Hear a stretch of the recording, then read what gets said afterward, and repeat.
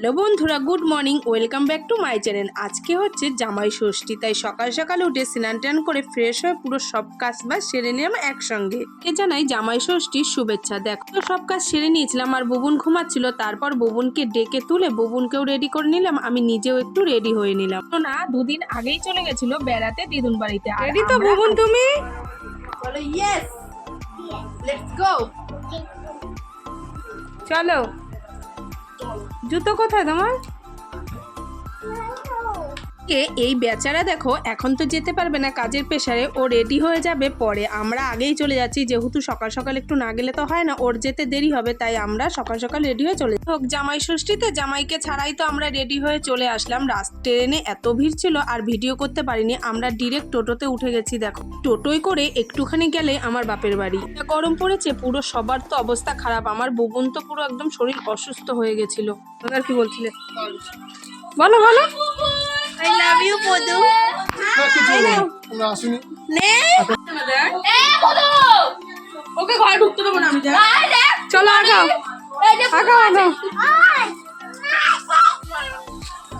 মা আছে, তোদের দেখে নেবে।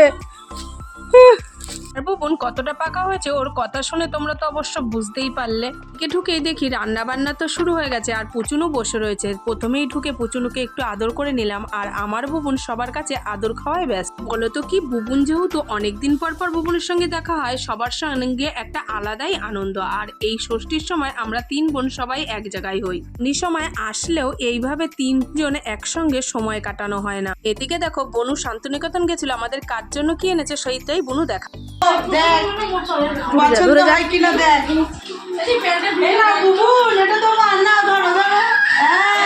থ্যাংক ইউ বলো। এটা তোমার, ধন্যবাদ, ওয়েলকাম। এটা তোমার। পছন্দ হচ্ছে? সুন্দর না? না ধরো, এটা আমার ছোট বোনের কি, আমি তুমি ট্রাই করে দেখছি। আমরা তো দেখেই নিলে বনু কার জন্য কি গিফট এনেছে, তাই আমি আবার ছোট বোনের জন্য ব্যাগটা না একটু পরে দেখছিলাম কেমন লাগে ব্যাগটা নিলে। দেখো সবাই মিলে একসঙ্গে বসে কিছুক্ষণ গল্প করে নিলাম। আর যেহেতু রোদের থেকে এসেছি খুবই শরীরটা ক্লান্ত লাগছিল, তাই পাখার নিচে বসে একটু আরাম করে নিলাম। আর এদিকে দেখো বুবুন যেহেতু 2 দিন ধরে ও দিদিভাইয়ের সঙ্গে দেখা হয় না, তাই গলা জড়িয়ে একটু আদর খেয়ে নিল। আর তোমাদেরও দেখিয়ে দিলাম আমরা মা বাবার জন্য কি গিফট এনেছিলাম। এদিকে দেখো যেহেতু অনেক গরমের মধ্যে রোদের মধ্যে এসেছিল, তাই বনু একটু গ্লুকন্ডি খেয়ে নিচ্ছে, সঙ্গে আমিও একটু খেয়েছিলাম। এদিকে আমার সোনা দিদুন বাড়ি বেড়াতে এসে একটু জ্বর হয়েছিল, তাই ওকে দেখে বুঝতেই পারছো ওর শরীরটা খুবই ক্লান্ত। তুমি ভাত খাচ্ছ? ভাত খাচ্ছ তুমি? মোবাইল দেখে দেখে এরকম সর্বনাশ করছো। এদিকে দেখো আমার বুবুন তো খাওয়া দাওয়া করছে, আর এদিকে মেজ বোনের বরকেও খেতে দেওয়া হয়েছে। যেহেতু আমার বর আসতে একটু লেট হবে, আর ও যেহেতু একটু টাইমটা মেনটেন করেই খায়, ও ওই টাইমটায় খায়, তাই ও আগেই খেয়ে নিয়েছে। এদের আসতে একটু লেট হবে সেজন্য। আর ছোট বোনের বর আর আমার বর একসঙ্গেই খাবে। গরম পড়েছে, এই গরমে টেকা দুষ্কর। আর যে মাথায় হাত বলে দিচ্ছিলাম এটা ছিল আমার দিদুন। এদিকে দেখো আমার বর তো পুরো রেডি হয়ে চলে। এদিকে আমি আমার বরকে জিজ্ঞাসা করলাম রোদে পুড়ে এসে কেমন লাগছে তোমার? বর বললো যতই রোদ লাগুক জামাই ষষ্ঠীতে আসার মজাটাই আলাদা। আমরা খেতে বসে পড়েছি, এই গরমে যত্ন কম আপ্যায়ন বেশি, তাই জন্য এইভাবে খেতে দেওয়ার ব্যবস্থা করা হয়েছে। আর চারিদিকে সব খালি গায়ে বয়েরা সব ঘুরছে। তোমাদের তো বলাই হয়নি সেদিন আমাদের জামাই ষষ্ঠীর দিন রেসিপিতে কি কি ছিল।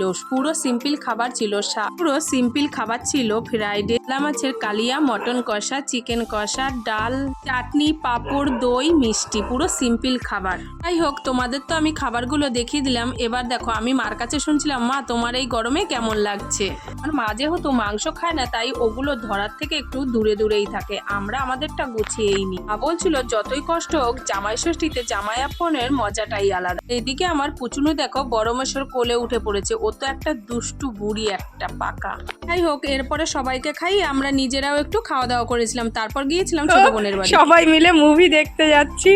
মানে হচ্ছে মুভি না, মানে অনির 5 বছরের বার্থডেতে যে ভিডিও করা হয়েছিল সেই ভিডিওটা অনেক কষ্ট পেয়েছিলাম কেন বলো তো সেই ভিডিও দেখতে যাচ্ছি আমরা সবাই, সেই প্রিপারেশন চলছে। যাচ্ছি বলতে হচ্ছে আমার ছোট বোনের বাড়িতে যাচ্ছি আমরা দেখতে, ওই এলইডি চিপ দিয়ে দেখবো, তাই যাই হোক ভুল হয়ে যাচ্ছে, কথাবার্তা জড়ায় মড়ায় যাচ্ছে। ম্যানেজ বোনের বাড়ি একটা ইউনিক আয়না, আমার মুখ দেখাচ্ছি না, এই যে এনার মুখ দেখাচ্ছি, দেখতে পাচ্ছি।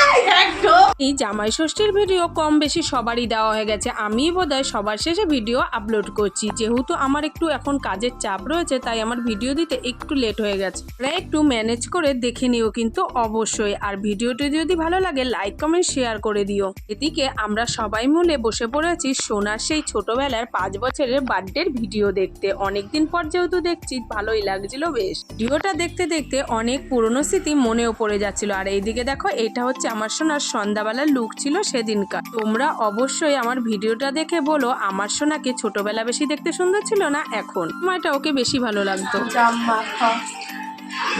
আমি খাবো, আমাদের গাছের জাম, কি মজা, কতদিন পর এই জাম মাখা খাবো। যাই হোক, জাম মাখা খাওয়ার পর একটু ঘুরে ফিরে গল্প করে সময় কেটে গেছে, আর হয়ে গেছিল রাত। তারপর আমরা সবাই মিলে বসে গেছিলাম ডিনার করতে। আর ফার্স্টে বুবুনকে খাইয়ে সেই থালায় আমিও একটু খেয়ে নিয়েছিলাম। তো এখন দেখো আমাদের খাওয়া দাওয়া রাতের ডিনার কমপ্লিট। তো এখন আমরা যাচ্ছি পিঙ্কিদের বাড়ি, ওখানেই শোবো, কারণ বহুত গরম আর এখানে বেশিরভাগ টাইম কারেন্ট থাকে না, তাই ওদের বাড়ি গিয়ে ঘুমাবো। তো আজকের ভিডিওটা এইটুকু, দেখা হচ্ছে নতুন ভিডিওর সঙ্গে। যদি কিছু ভালো থাকে লাইক কমেন্ট শেয়ার করে দিও। দেখা হচ্ছে নতুন কোনো ভিডিওর সঙ্গে। টাটা টাটা করো, টাটা করো, টাটা করো, ভালো করে ক্যামেরাটা কি বলতে হয়। আর আমার বোন দেখো কেমন রেডি হয়েছে, যাবে বলে, তাই না?